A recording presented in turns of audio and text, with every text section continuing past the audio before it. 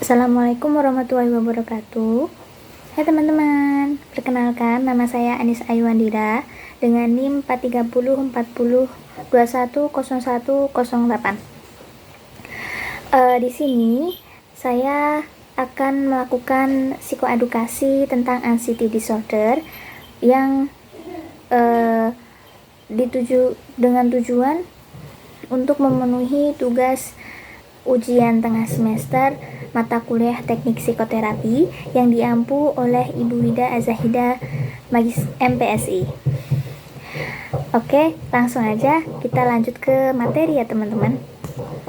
Baik, materi yang pertama, apa itu anxiety disorder? Anxiety merupakan istilah berbahasa Inggris dari kecemasan.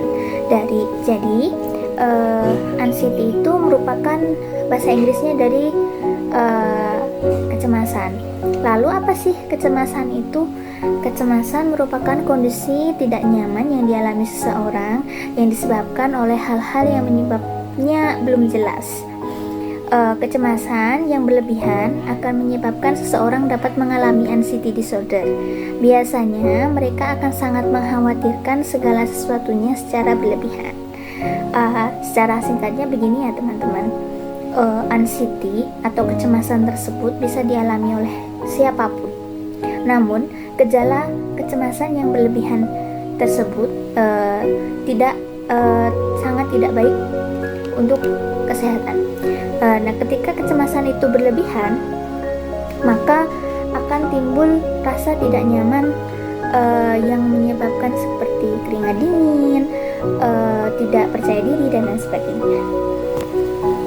Kemudian materi selanjutnya ada tahapan dari anxiety. Jadi anxiety itu bukan kita kecemasan, berarti itu anxiety, itu bukan ya teman-teman. Jadi anxiety itu juga sebenarnya setiap orang pasti akan mengalami kecemasan. Akan tetapi kecemasan tersebut ada tingkatannya. Nih, ada anxiety ringan, ada anxiety sedang, anxiety berat, dan episode manik. Biasanya di anxiety ringan, sedang, dan berat masih bisa ditangani oleh dengan beberapa cara seperti mengatur pola tidur, seperti itu, menjaga pola makan, masih bisa diatasi dengan tanpa bantuan obat dan bantuan dari psikiatri. Nah, di tahapan akhir dari anxiety, yakni episode manik, biasanya pasien akan lebih sering mengkhawatirkan hal-hal yang sepele, sering terlalu tidak percaya diri seperti itu. Nah, di episode yang manik ini, seseorang pasti sudah akan segera membutuhkan bantuan dari ahli atau dari ahlinya atau ke psikolog. Seperti itu. Baik, kita lanjutkan di materi selanjutnya, ada gejala-gejala dari anxiety. Gejala-gejala dari anxiety sendiri ada berbagai macam. Namun, bukan berarti dengan adanya gejala-gejala yang saya sebutkan nanti itu bisa untuk mendiagnosis seseorang bisa mengalami anxiety disorder ya. Yang pertama, gejala dari anxiety ada kecemasan berlebih, gelisah dan panik, mudah marah dan tidak mau mengalah, sulit dalam berkonsentrasi, sulit dalam mengambil keputusan karena sering diliputi rasa bimbang atau ragu. Nah, biasanya orang yang mengalami kecemasan berlebih itu dalam memberikan keputusan suatu pilihan, dia itu selalu diliputi rasa bimbang dan ragu. Jadi konsistennya itu tidak menentu, seperti itu ya teman-teman. Kemudian sering merasa tidak bersalah. Biasanya orang anxiety karena merasa dia panik, dia akan melupakan masalahnya dan akhirnya merasa bahwa dirinya tidak salah, seperti itu. Kemudian suka mengeluhkan hal-hal yang sepele. Maksud dari suka mengeluhkan hal-hal sepele di sini adalah seperti mengeluh secara somatik atau keluhannya tersebut tidak keluhannya tersebut keluhan yang oleh hal-hal yang sepele. Kemudian ketika mengungkapkan suatu hal atau bertanya sering diulang-ulang. Karena apa? Karena orang yang memiliki kecemasan berlebih akan cenderung tadi di poin yang atas tadi sering diliputi rasa bimbang dan ragu. Kemudian yang terakhir, ketika emosi sangat histeris dan sulit dikontrol karena ketika emosi seseorang yang memiliki kecemasan berlebihan ini dia bingung, tidak menemukan, seperti dia merasa terintimidasi, terpojokkan dengan masalah atau emosi yang tersulut. Begitu. Baik, selanjutnya ada faktor-faktor penyebab dari anxiety disorder. Penyebabnya apa sih? Jadi faktor yang pertama ada faktor pengalaman masa lalu yang negatif.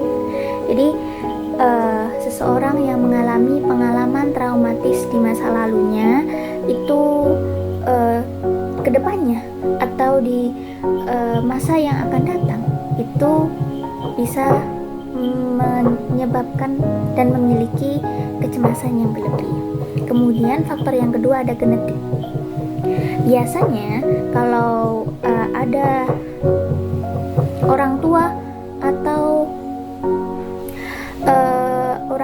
ataupun nenek, kakak, dan siapapun itu yang memiliki riwayat anxiety disorder atau penyakit medis yang berhubungan dengan jantung, biasanya rentan terhadap anxiety. Bukan akan terdiagnosis anxiety, akan tetapi maksudnya akan lebih mudah terkena anxiety seperti itu atau kecemasan.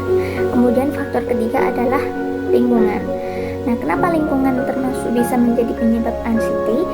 Dikarenakan faktor lingkungan bisa saja menjadi tekanan bagi remaja terutama, dan itu bisa menyebabkan kecemasan. Kemudian faktor yang keempat adalah faktor medis, sama yang sudah saya sebutkan di faktor kedua tadi ya. Dan di materi selanjutnya, bagaimana sih cara mengurangi kecemasan? Karena di sini saya ada beberapa cara untuk cara mengurangi kecemasan yang berlebih. Yang pertama, tidur dengan porsi yang cukup. Porsi yang cukup teman-teman ya. Porsi yang cukup itu antara 7-8 jam. Jadi tidur lebih awal, tidur tidak berlebihan dan tidak kurang tidur, seperti itu ya teman-teman. Kemudian yang kedua, mengatur pola makan yang sehat. 4 sehat 5 sempurna, seperti itu. Kemudian yang ketiga, melakukan meditasi atau olahraga yang cukup.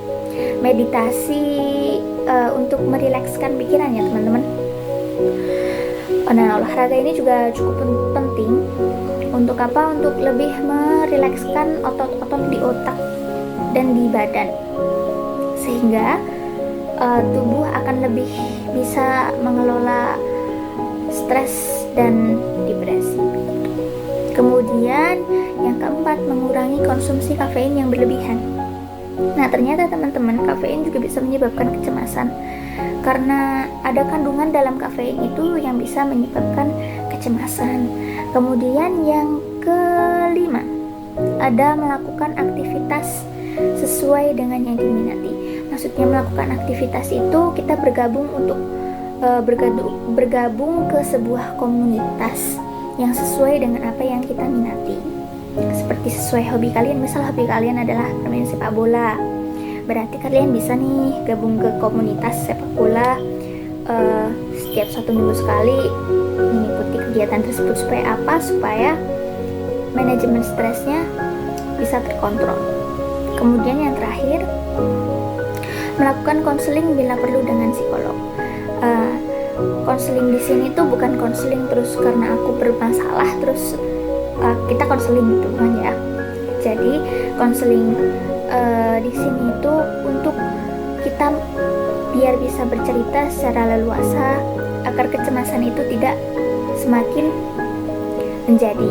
tidak terjadi secara berlebihan.